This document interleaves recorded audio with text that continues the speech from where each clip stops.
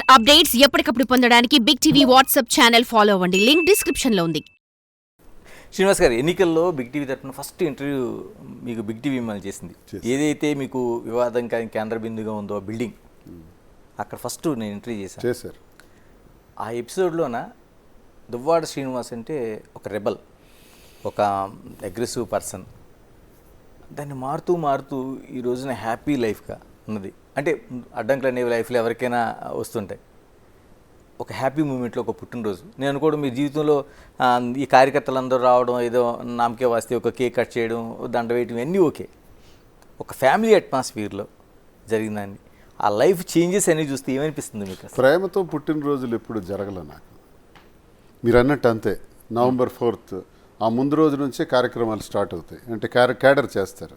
Okay, కార్యకర్తలు వస్తారు, stage dais వేస్తారు, మ్యూజిక్లు పెడతారు, డ్యాన్సులు పెడతారు, ప్రజలు వస్తారు, పోతారు. కొన్ని వేల మంది ప్రజలు ఆ రోజు రావటం అన్నది నాకు ఆనవాయితీ. వచ్చి కలిసి కనీసం 10,000 మంది వస్తారు ఎవ్రీ బర్త్డేకి. ఎంటైర్ కాన్స్టిట్యున్సీ నుంచి చుట్టాల మంది. Wide publicity. ఇదంతా పార్టీ పరంగా జరుగుతుంది, రాజకీయంగా జరుగుతుంది. కార్యకర్తలు లీడర్స్ ద్వారా జరిగేవే నేను చూశాను ఇంతవరకు. కానీ ఇంట్లో ప్రేమతో జరగడం అన్నది నేను ఎప్పుడు అబ్జర్వ్ చేయలేదు. మా ఇంట్లో ఎప్పుడు ఘర్షణ పరిస్థితే సార్. ఈ ఈగోస్ మధ్య నడుస్తుంటుంది వ్యవహారం. అంటే ఏదైనా నేను ఉన్నత పొజిషన్కి వెళ్తున్నానంటే తనకు కావాలని, ఏదైనా బిజినెస్లో పీక్స్కి వెళ్తున్నానంటే తన పేరును ఉండాలని, ఇలాంటి స్వార్థం. ఎలా ఉండాలంటే భార్యాభర్తలు ఎవరైతే ఏంటి, తనైతే ఏంటి, నేనైతే ఏంటి, కుటుంబం అది అంతా ఒక కుటుంబం. ఆ భావన ఎప్పుడూ లేదు. లేకపోవటం వల్ల ఈ పరిస్థితి వచ్చింది. ఎందుకు శ్రీనివాస్ గారు అంటే ప్రతి వైవాహిక జీవితం కూడా మనం ఏదో డిస్టర్బ్ అవుతామని ఎక్కడ స్టార్ట్ అవ్వదు. అది హ్యాపీ మూమెంట్తో వెళ్ళాలని ఒక లైఫ్ ఎవరిదైనా స్టార్ట్ అవుద్ది. ఎవరిదైనా భగవంతుడి క్రియేషన్లో, భగవంతుడి సృష్టిలో ఈ వైవాహిక జీవితం అన్నది, ఆ జీవితాంతం ఒక భార్యాభర్త, ఒక ఆడమగ కలిసి ఉండడం అన్నది, పిల్లలు అన్నది, చుట్టాలు, బంధువులు, స్నేహితులు, ఆ పిల్లల అభివృద్ధి అనేది, ఇది ఒక విచిత్రమైన ఒక గొప్ప సంస్కృతి భారతదేశంలో. ఈ సంస్కృతి అజరామరం. ప్రపంచంలో ఇంకెక్కడైనా సరే మనకు ఉదాహరణకు తీసుకోవాల్సిందే ఆ భార్యాభర్తల బంధాన్ని.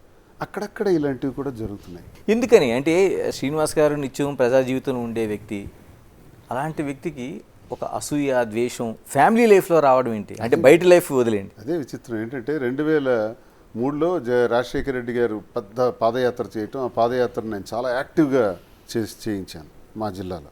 చేసేటప్పుడు రాజశేఖర రెడ్డి గారు నా వర్క్ స్టైల్ని ఇదంతా నచ్చి, నువ్వు హరిశ్చంద్రపురంలో ఎమ్మెల్యే పోటీ చేయన్నారు.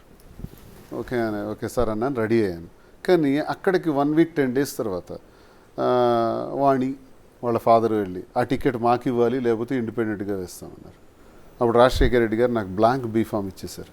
నీ ఇష్టం, నీ ఇంట్లో డిస్కషన్ జరుగుతుంది, నేనేమీ చెప్పను, నువ్వు ఎవరి పేరు రాసుకుంటావో నీ ఇష్టం, ఎలక్షన్ గురించి అయితే నీతోనే మాట్లాడతాను అని నాకు బ్లాంక్ బీఫామ్ ఇచ్చారు. అప్పుడు నేనే డి వాణి అని రాసేసి ఆమెకి ఇచ్చేసాను. అడిగారు కదా. అది 2004 సంవత్సరం, ఇది 2024 సంవత్సరం. 20 సంవత్సరాల వరకు ఇది కొనసాగుతూనే ఉంది. ఎన్నిసార్లు నేను పోటీ చేసేటప్పుడు అడ్డంగా రావటం, అడ్డు తగలటం, ఇబ్బందులు ఇంట్లో నుంచే స్టార్ట్ అయ్యాయి సార్. ఇంటే గెలిచి రచ్చ గెలాలంటారు. రచ్చ నేను గెలిచానని అనుకుంటాను. ప్రజాభిమానాన్ని పొందగలిగాను, ప్రజలు, క్యాడరు, పార్టీ, నాయకులు అన్నీ పొందాను. ఇంట్లో మాత్రం ఫెయిల్ అయ్యాను. ఆ ఫెయిల్యూరే నాకు బాగా మనస్తాపానికి గురిచేసింది. ఆఖరికి నా జీవితంలో నేను ఎప్పుడు వైఎస్ఆర్ కుటుంబంతోనే ట్రావెల్ చేసే చరిత్ర నాది.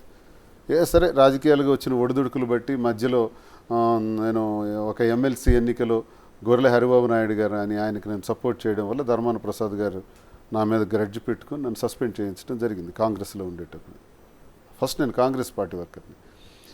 సస్పెండ్ చేసిన తర్వాత అప్పుడు గతిలేక చిరంజీవి గారు పిలుపు మేరకు పీఆర్పీలో వెళ్ళి పీఆర్పీలో ఒకసారి పోటీ చేశాను. తర్వాత ఆయన కాంగ్రెస్లో కలిపేస్తున్నారు పార్టీ. అది అలా పోయింది, వదిలేండి. తర్వాత జగన్మోహన్ రెడ్డి గారు, తర్వాత ఉద్యమాలు కొన్నాళ్ళు ఉన్నాను. పెద్ద ఉద్యమాలు ఇంచుమించు 35 గ్రామాలకి లీడర్గా East Coast thermal power plant కాకరాపల్లిలో పెడితే దానికి వ్యతిరేకంగా పెద్ద యుద్ధమే చేసాం. ఫైరింగ్ జరిగాయి, కాల్పులు జరిగాయి, అందులో 3 చనిపోయారు. నా మీద కూడా ఫైరింగ్ ఆర్డర్స్ ఇచ్చేశారు.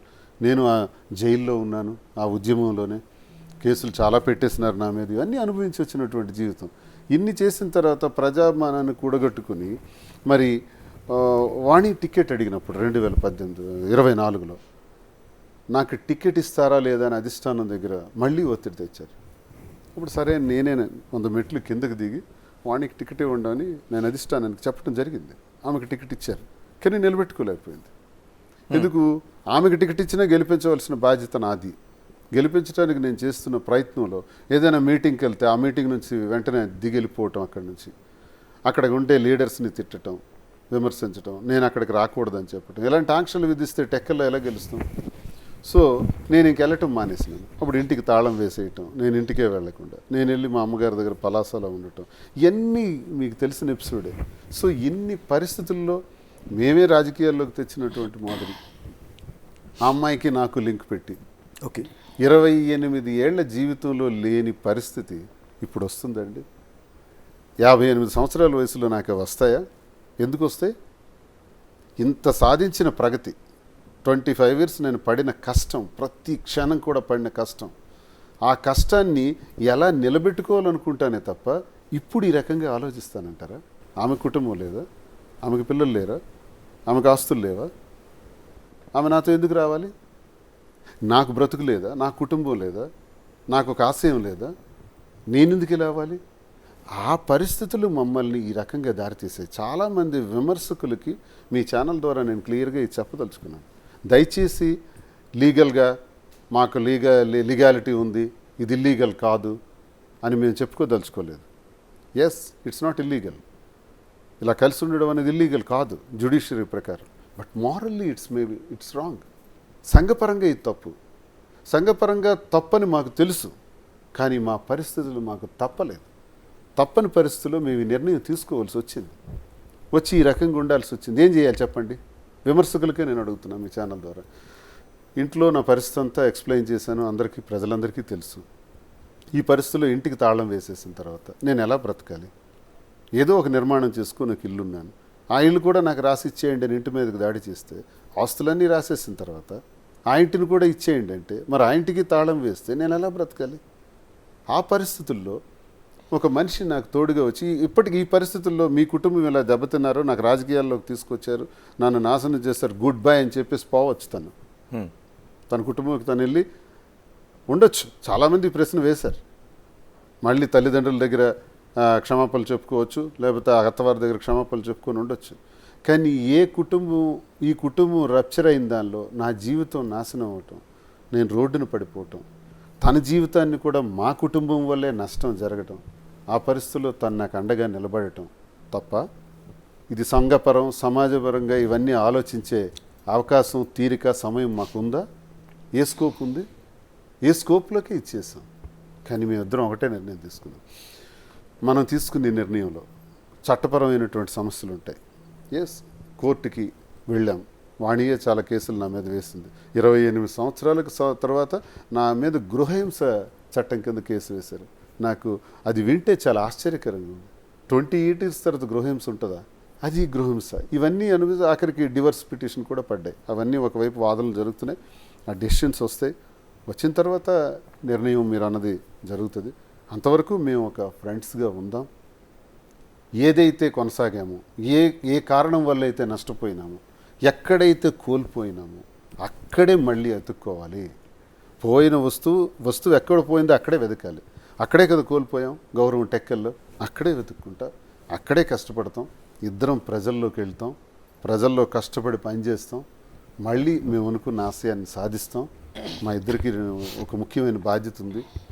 తనకు 3 పిల్లలు, నాకు 2 పిల్లలు, 5 పిల్లలు ఉన్నారు.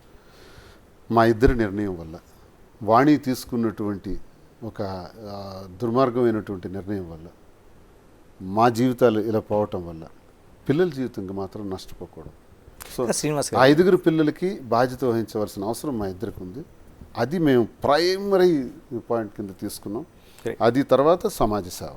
ఇక్కడతో మా జీవితాన్ని ఇలా కొనసాగించాలనుకుంటున్నాం. ఇందులో ఏ డౌట్స్ ఏం లేదు. ఎవరైనా విమర్శకులు, చాలామంది యూట్యూబర్స్ మాట్లాడుతుంటారు, ఇష్టానుసారం మాట్లాడుతుంటారు. నా చొక్కా విప్పి నేను చెప్పాను, షర్టిలా విప్పాను, నా పుట్టుమచ్చలు ఉన్నాయి, చూశారు కాబట్టి ఆ యూట్యూబర్స్ మాట్లాడుతున్నారు. దమ్ముంటే మీ చొక్కా విప్పండి, మీ మచ్చలు చూపించండి, లేదు ఛాలెంజ్ చేయండి. ఆ యూట్యూబర్స్ ఎవరైతే కామెంట్లు చేస్తున్నారో, వాడు ఒకడు ఉంటాడు, ఎవరో పేరు మర్చిపోయాను, ఆ యూట్యూబర్స్, వాళ్ళ షర్ట్స్ కూడా నేను ఇప్పి చూపించగలను. లేదా వాళ్ళు ఏమైనా కావాలనుకుంటే వాళ్ళ చరిత్ర కూడా ఇప్పేయగలను. అది పెద్ద సమస్య కదా, నాకు అనవసరం. నా గురించి కెలుకుతున్నారు కాబట్టి నేను చెప్తున్నా. నా గురించి నేను క్లారిటీగా ప్రజలందరి ముందు ఇప్పుడు మీ ద్వారా నేను చెప్తున్నాను. మీరు చెప్పగలరా? మీకు ఆ దమ్ముందా? విమర్శించే వాళ్ళకి మీకు మచ్చలు లేవా? నేను చేసింది తప్పే, మేము చేసింది సమాజపరంగా తప్పే, కానీ మాకు తప్పలేదు, మేము ఈ నిర్ణయం తీసుకున్నాం.